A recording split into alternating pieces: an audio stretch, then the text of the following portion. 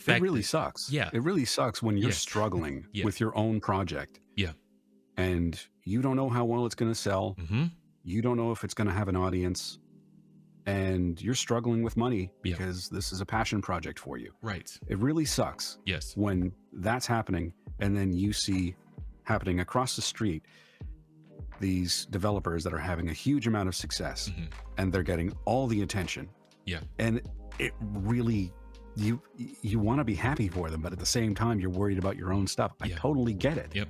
Speaking of, you know, low prices, wish lists, and all that good stuff, let's get into this controversy surrounding Silksong.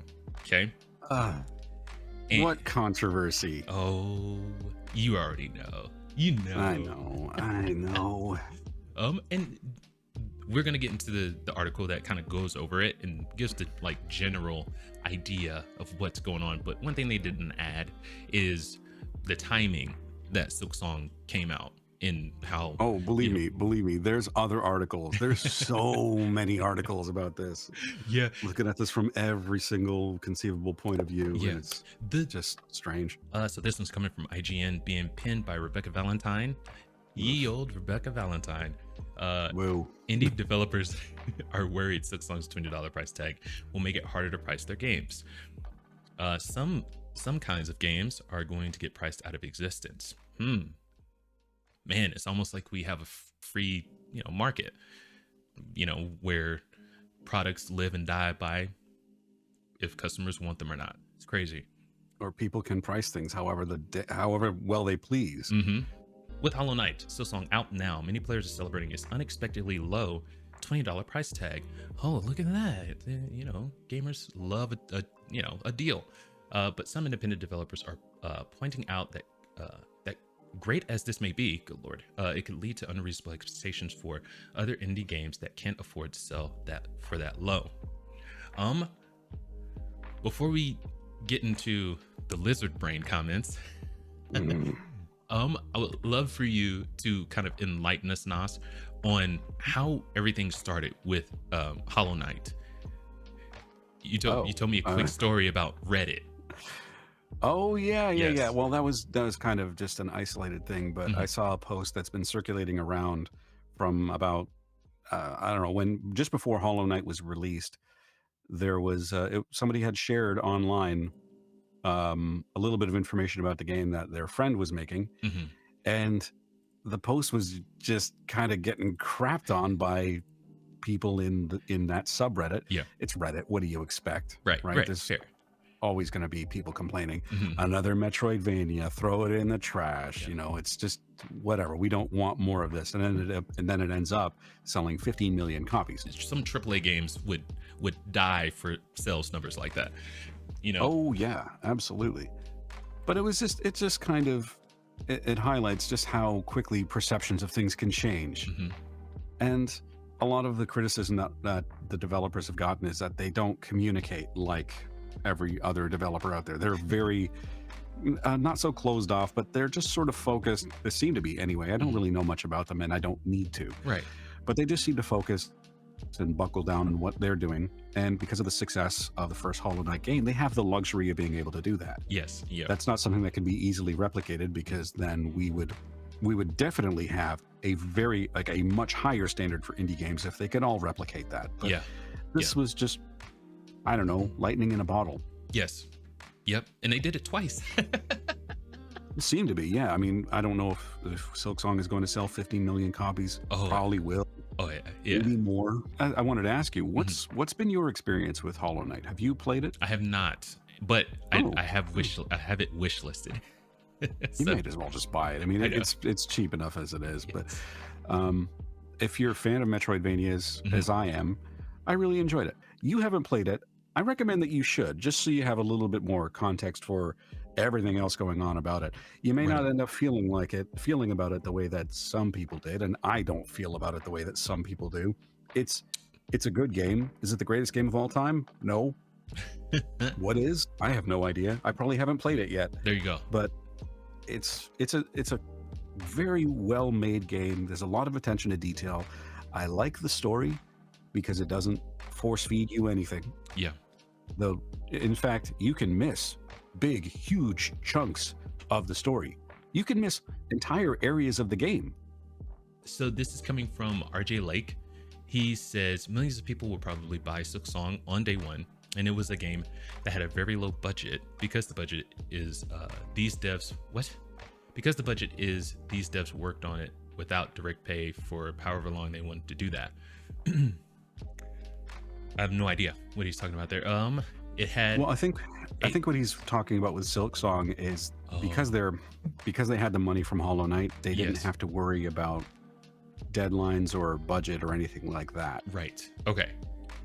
So they can price it however they want. As a result, their return on investment is infinite no matter what they do. But by charging such a low amount, they are causing lizard brain signals to fire off, saying this kind of game is worth $20. You should expect this game for $20. If enough of those lizard brain signals fire, some kinds of games with actual budgets to pay people who need to live are going to get priced out of existence unless they can get the kind of organic groundswell you can't plan for. I hate to say it, RJ Lake, but that is life. That's what happens. This could have easily happened to Team Cherry with their first game, and no one would have said anything. It would have died quietly in the dark, in the abyss, and we wouldn't be having this conversation. But because it did so gosh darn well, they set themselves up. They didn't go out and freaking purchase a lot of studios. They didn't balloon their budget to something crazy. They sat in the pocket, took that money, put it towards their next project, and put their head down and worked. So my thing also, is, go ahead. He's making the assumption here, if enough of those lizard brain signals fire, some kinds of games with actual budgets to pay people. Well, you're making the assumption that people have never bought indie games before, and this is their first one. And sure, if your experience with indies has been, well, let's say you've had no experience with indies, and this is the first one that you buy, and it's $20. Yeah, okay, you may have expectations that are unfair. Yeah. But that's up to the consumer. That's the consumer's problem, really. If they want to get more information about, let's say this is their first introduction to the indie game space, period. Well, what better introduction could you have? You have a fair-priced game. It's a high-quality game that you really enjoy, maybe. It might be too hard for you, especially if this is your first experience with indies. Yeah. It's a good introduction. You want people's first experience with something to be good. Yes. Because then they'll want to continue. They'll want to explore more. They'll want to see what other games there are out there, what other high-quality games that are not AAA that they've been sleeping on. Yep.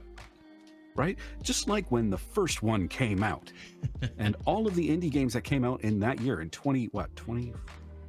Oh shit! I said earlier 12. Pardon my language. I said earlier 12 years. I don't think that was right, but in 2017? Yeah. So Stardew came out in 2016. 2017, Hollow Knight came out with a bunch of other really good indie games as well. And what's happened to the indie game scene since then? It's gotten more attention. Yeah. It's gotten bigger. Yep. It's commanded more market share. Yes. Yep. Because of good experiences that customers are having. Oh yeah. And I guess you could thank AAA for that too. Well, yeah, for pushing people to an alternative. That's what happened with me. Me too. One of the biggest things he's missing here is, it's not about it, and I hate to say it like this, but it's not about the indie studios. It's the indie scene is like the last standing refuge for gamers, and seeing it do well, going toe to toe, doing numbers that AAA usually does, not so much anymore, but seeing them do those numbers, it's kind of putting the AAA industry on notice. It's like, hey, well, that's smart. That's if they're smart enough to listen. That's if they're smart enough to take lessons from this, and that the lessons they're taking away are the right ones. Yes. And I think the lesson that should be taken away from Silksong doing so well is that indies are a viable alternative to the AAA gaming industry.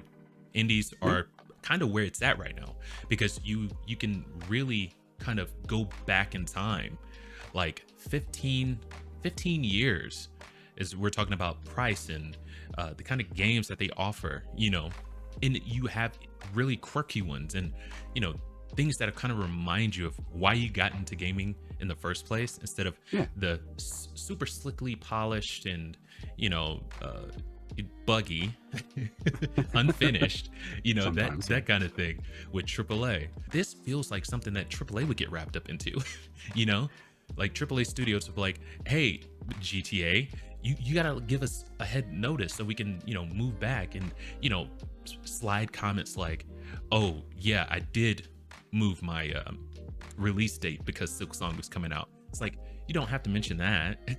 You don't have to say that, because it feels like you're taking a shot. If you are moving your game, if you are moving your game's release date, you should tell people why. Well, I get Right. that, but it feels like, but then when we go into, you don't feel comfortable releasing next to Silksong because you don't feel like you can, you know, get more eyes. And I read an article where a company decided to release and it worked out in their favor, you know, Oh because, yeah, you shared that article with me. oh, right on. Jet runners. Yes, it looks like a lot of fun. That's one I'm gonna look up because it looks like a lot of fun. But Like completely different genre. yeah, it's like right.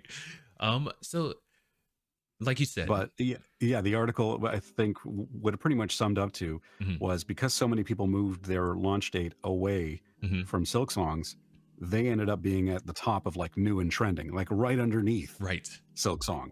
So it worked in their favor. Yeah. Because, and this is important, Mhm. they could have pivoted. Yeah. And you should pivot. Like when something like this is happening, I understand the impulse to say, maybe, you know what, Mhm. because Silksong is going to take all the air out of the room. Maybe we should move our game that is similar Mhm. in style or genre to another date. And that's fine. That's your decision. Yeah. Your decision. You're not being forced to do it. So don't blame anybody I for know. it. But that's what I'm saying. Like, it feels like whenever they say, "Hey, we're moving our game, we're pushing our game back because of Silksong," the release of Silksong, it's like, Yeah. it feels like you're Silksong blaming made them. us do this. Like, Right. no, they didn't. It feels like that. The whole kerfuffle Yeah. surrounding Silksong and seeing everybody's response to it Yeah. has really shown how insecure some people are about the quality or the substance of their own projects. Yeah. Especially when you're saying, well, they should have done this. Team Cherry should have done this. They should have charged more. They should have given more notice. They have a responsibility. Yeah. Let me tell you what Team Cherry's responsibility is. Their responsibility is to themselves, their product, their customers. That's it. That is it. Mhm. Nothing more. Mhm. Nothing more than that. And they didn't ask for this responsibility that people are trying to put on their shoulders. Mhm. Eric Barone, the developer of Stardew Valley, didn't ask for that. He just made a good game. Mhm. And if he dropped Haunted Chocolatier, which is this upcoming game, if he dropped it without giving anybody notice and it came out 2 weeks, we'd still be saying the same thing.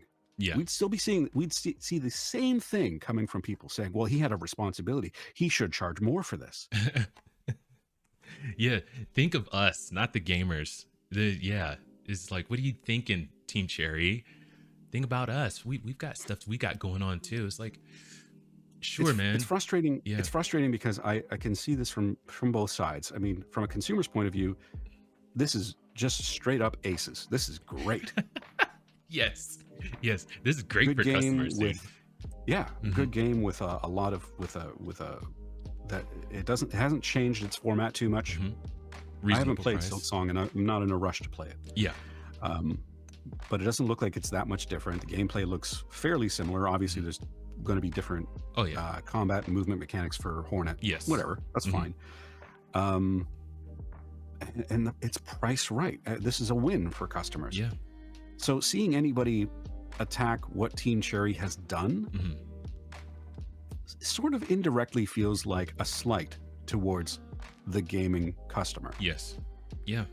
And like you said, so, you know, on the other side of that, we get it. We get that you have, you know, people you have to pay. You've built this team and you need to sell it at a price that's going to, Of you know, course. we get all that, you know, indie devs, we get that. We get it. Don't think we don't empathize with what you're going through.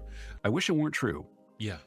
but most of these games are never going to see even a fraction of the success that those games have had. Right. It's just the way it is right now. Right. Will it always be that way? Who knows? Who knows? Maybe, maybe not. Yeah. But all you can do is worry about your project. Yeah. And make it the best that it can possibly be and price it reasonably. You Yeah. can't control what Team Cherry's going to do or not do. Right. They don't have any obligations. They haven't done anything illegal or, as far as I'm concerned, unethical. Yeah. Yeah. And I've seen people say, well, they wanted to, they're actually going out and saying they wanted to ruin it for others. I don't believe that. Why would they want to? They're kind of in a different league completely. They're technically indie, but they're in a different league from most of the indie developers, most of the indie games that I see. Yeah. Yeah. They're more And like I a don't double really A think- studio now. Well, based on budget, I don't think so. Well, no, the kind of money that they have stashed away because of how successful But does that- both these two are. If you've got, like, let's say some guy who was a former tech billionaire, Mm-hmm. just for example, Yeah. decides, you know what, I don't want to make billions anymore. I want to make an indie game. Yeah. Yeah. And he finances his own project. And Mhm. let's say it costs him, I don't know, $100,000 or Yeah. $50,000. Yeah. Yeah. He's got a huge bankroll, That's still indie. but is that still indie? Oh yeah. Yeah. 100%.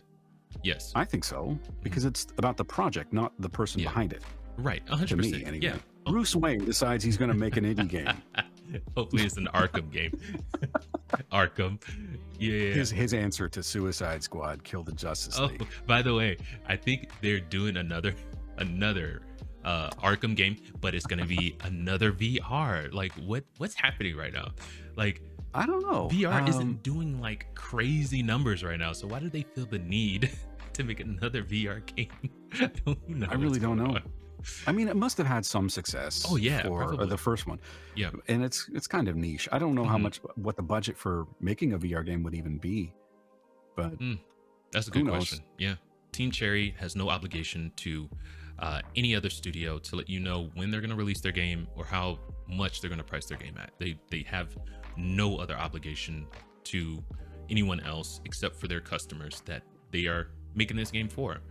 And we empathize with the plight of other indie studios. We know that you have bills to pay, people to pay, and oh yeah, you know the it fact really that, sucks. Yeah. It really sucks when you're Yeah. struggling Yeah. with your own project. Yeah. And you don't know how well it's going to sell. Mm-hmm.